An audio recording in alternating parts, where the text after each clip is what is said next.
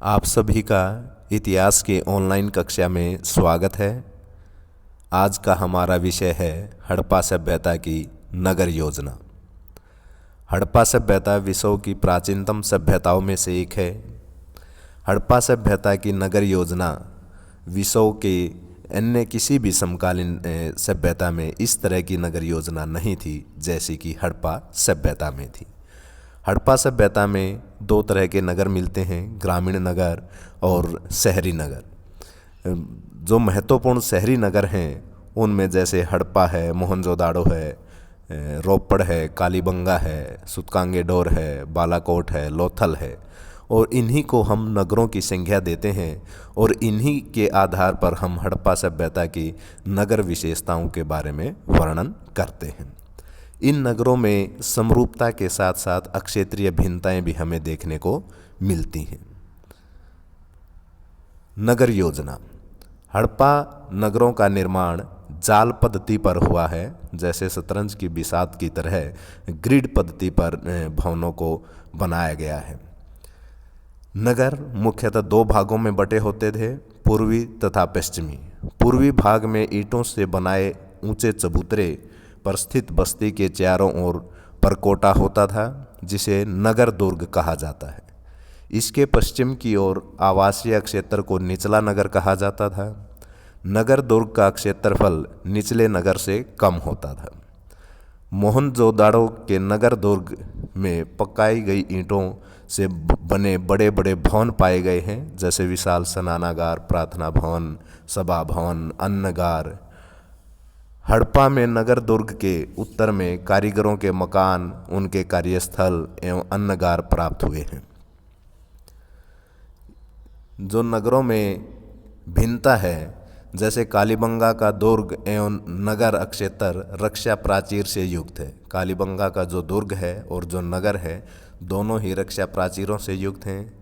लोथल एवं सुरकोतड़ा से अलग अलग दो टीले भी नहीं मिले हैं, यानी कि गढ़ी एवं सामान्य आवास क्षेत्र अलग अलग नहीं बनाए गए थे। चहुंदड़ों की किलेबंदी नहीं की गई है। बनावली में दुर्ग एवं नगर अलग अलग न होकर एक ही रक्षा प्राचीर से घिरे हुए हैं। और मोहनजोदाड़ो नगर की जो चार दीवारी है कि कई बार मरम्मत की गई है, कई बार बसने और उजड़ने के साक्ष्य हमें प्राप्त होते हैं। ये धोलावीरा का नगर विन्यास दिखाया गया है कि जो धोलावीरा नगर है वो तीन भागों में बटा हुआ है, नगर दुर्ग, मध्यम नगर और निचला वर्ग। दो भागों के चारों ओर चार दीवारी थी। दीवार में समान दूरी पर बुर्ज और नगर द्वार बने हुए थे। तो ये आप मैप में इसमें देख सकते हैं धोलावीरा का नगर विन्यास। ये कालीबंगा, जैसे कि पहले बताया कि भाई दुर्ग और गढ़ी की अलग अलग से सुरक्षा दीवार बनाई गई थी, तो इसमें साफ दिखाई दे रहा है कि नगर और दुर्ग की अलग अलग रक्षा प्राचीर बनाई गई है। अब आता है ईंटें। हड़प्पा सभ्यता में मकान बनाने के लिए ईंटों को जिस तरह से बिछाया या जोड़ा जाता था उसको हम इंग्लिश बॉन्ड पद्धति कहते हैं, जिसमें आप ये देख सकते हैं चित्र के अंदर एक बार जो ईंटें हैं स्ट्रक्चर के द्वारा चौड़ाई के रूप से लगाई जाती थी और दूसरी बार लंबाई के उससे लगाई जाती थी। और यही पद्धति आज भी हमारे जो भवन निर्माण पद्धति है उसमें प्रचलित है। ईंटों का अनुपात 4:2:1 होता था और मुख्यतः 10 गुणा 20 गुणा 40 सेंटीमीटर ईंटों आकार की ईंटों का प्रयोग किया गया है। ईंटों के प्रकार। ईंटें कई प्रकार की होती थी। कच्ची ईंटें जिनका प्रयोग रक्षा प्राचीर, चबूतरा या सड़क बनाने में किया जाता था। पक्की ईंटें जिनको आग में पकाया कर बनाया जाता था। हड़प्पा और मोहनजोदाड़ो में विशाल भवनों के निर्माण में इनका प्रयोग किया गया है। फनीदार ईंटें कुएं की दीवार बनाने के लिए फनीदार ईंटों का प्रयोग किया जाता था। अलंकृत ईंटें अभी तक केवल कालीबंगा से प्राप्त हुई हैं, जहां पर एक मकान के फर्श में अलंकृत ईंटों का प्रयोग किया गया है।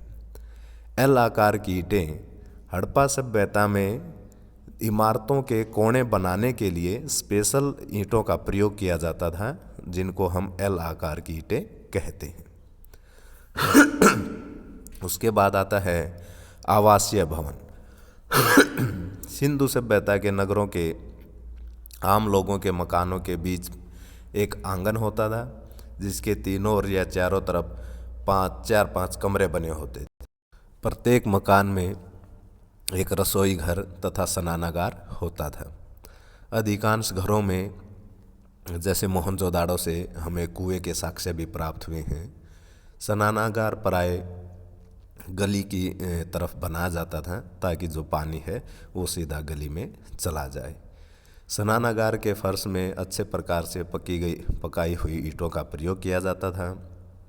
संपन्न लोगों के घरों में शौचालय भी बने होते थे, और द्वार, जो मकानों के द्वार हैं, वो मुख्य सड़क पर न खुलकर जो दूसरी गलियां होती थी उनकी ओर खुलते थे। प्राय सभी घरों के अंदर कुएं बनाए जाते थे। कुओं का आकार अंडाकार होता था और उनका जो परिधि है वो 7 फुट नाप की होती थी। मोहनजोदाड़ो के निवासियों ने अपने भवनों में जो शौचगृह बनाए हैं, कभी कभी स्नानागार और शौचालय एक साथ बनाए जाते थे। जैसे आजकल आधुनिक काल में कंबाइंड लैट्रिन और बाथरूम बनाए जाते हैं, तो उसी तरह की परंपरा हमें वहाँ देखने को भी मिलती है। नालियाँ सिंधु घाटी की सभ्यता की नगरीय वास्तु या स्थापत्य कला का सबसे उत्तम उदाहरण नालियों की व्यवस्था है। इसका निर्माण पक्की ईंटों से किया जाता था, ताकि गलियों के जलमल का निकास निर्बाध रूप से होता रहे। भवनों की छतों पर लगे परनाले भी उनसे जोड़ दिए जाते थे। लोथल में ऐसी अनेक नालियों के अवशेष मिले हैं जो एक दूसरे से जुड़ी हुई थी, और इन नालियों को ढकने की व्यवस्था भी की गई थी, जिनको समय समय से पर उनको खोलकर उनकी सफाई की जाती थी। ये फ़ोटो में नाली का चित्र दिखाया गया है कि किस तरह से नालियाँ होती थी। ये मकान की नालियाँ मुख्य नाली में, सड़क की नाली में गिरती हैं और आगे जाकर ये दूसरी नाली में मिल जाती हैं। सड़कों के किनारों की नालियों में थोड़ी थोड़ी दूर पर मेन होल्स बने होते थे, जिनको हटाकर और उनकी सफाई का प्रावधान किया जाता था।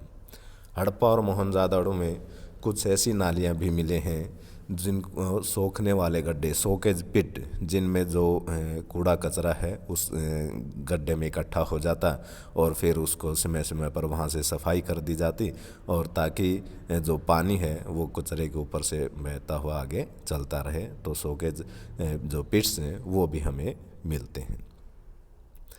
ये विशाल स्नानागार है। स्थापत्य का सर्वश्रेष्ठ उदाहरण इसको माना जाता है और मोहनजोदाड़ो से प्राप्त हुआ है, जिसमें 2 साइड से उतरने के लिए सीढ़ियाँ बनी हुई हैं, जिसका जो फर्श है पक्की ईंटों से बना हुआ है और इसके ऊपर डामर से इसके ऊपर प्लास्टर किया गया है, और इसकी जो साइड की दीवारें हैं इनके ऊपर भी प्लास्टर किया गया है। इसकी जो स्नानागार है यह 11.88 मीटर लंबा, 7.01 मीटर चौड़ा और 2.45 मीटर गहरा है। इसमें चूने और चारकोल का प्रयोग किया गया है। इसके साथ ही कुआं था जिससे इसे पानी भरा जाता था। साफ करने के लिए इसकी पश्चिमी दीवार में तल पर नलियां बनी हुई थी। स्नानागार के चारों ओर मंडप एवं कक्ष बने हुए थे। विद्वानों का मानना है कि स्नानागार और भवन का धार्मिक समारोह में प्रयोग किया जाता होगा। सड़कें, हड़प्पा सभ्यता की सड़कें सीधी होती थी और एक दूसरे को समकोण पर काटती थी। सड़कें मुख्यतः या तो पूर्व से पश्चिम की ओर जाती थी या उत्तर से दक्षिण की ओर जाती थी। मोहनजोदाड़ो से जो मुख्य सड़क है वो 10.5 मीटर चौड़ी प्राप्त हुई है और इसको हम प्रथम सड़क या राजपथ कहते हैं। अन्य जो सड़कें हैं वो 3.5 मीटर से 4 मीटर तक चौड़ी होती थी और जो गलियां हैं वो 1 से 2 मीटर या इससे अधिक चौड़ी होती थी। सभागार, मोहनजोदाड़ो में एक बड़ा हाल भी मिला है जिसकी लंबाई और चौड़ाई 90 गुणा 90 फीट है। इसकी छत 20 आयताकार स्तंभों पर स्थित थी और ये स्तंभ 5-5 की 4 लाइनों में खड़े थे। स्तंभ वर्गाकार थे। इनका फर्श पक्की ईंटों से बना हुआ था। मार्शल ने इनकी तुलना बौद्ध मंदिर से की है, लेकिन मैके महोदय इसे एक विशाल बाजार कहते हैं। ये डॉकयार्ड है जो कि लोथल से प्राप्त हुआ है। यह जलाशय 80.4 मीटर लंबा, 12 मीटर चौड़ा और 7.5 मीटर गहरा था। कच्छ क्षेत्र में पानी की कमी रहती थी, अतः ऐसे जलाशय का प्रयोग जल संग्रहण के लिए किया जाता होगा। इसी प्रकार लोथल में अन्नगार तथा डॉकयार्ड मिला है। पक्की ईंटों से बना यह स्थल 214 मीटर लंबा और 36 मीटर चौड़ा और 4.5 मीटर गहरा है। यह डॉकयार्ड एक जल मार्ग के से पास की खाड़ी से जुड़ा हुआ था। ये बंदरगाह है जहाँ से माल का आयात निर्यात और उसको माल गोदाम में माल रखने के लिए और गोदामों से माल को भरने के लिए प्रयोग किया जाता था। Thank you.